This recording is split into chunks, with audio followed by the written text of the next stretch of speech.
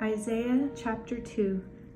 This is another message to Isaiah from the Lord concerning Judah and Jerusalem. In the last days, Jerusalem and the temple of the Lord will become the world's greatest attraction, and people from many lands will flow there to worship the Lord. Come, everyone will say, let us go up the mountain of the Lord to the temple of the God of Israel. There he will teach us his laws, and we will obey them. For in those days the world will be ruled from Jerusalem. The Lord will settle international disputes. All the nations will convert their weapons of war into implements of peace. Then at last all wars will stop, and all military training will end. O Israel, come, let us walk in the light of the Lord and be obedient to his laws. The Lord has rejected you because you welcome foreigners from the east who practice magic and communicate with evil spirits, as the Philistines do.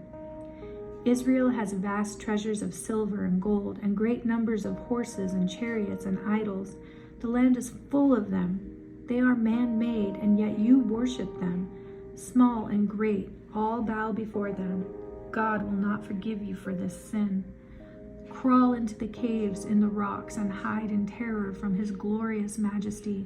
For the day is coming when your proud looks will be brought low, for the Lord alone will be exalted.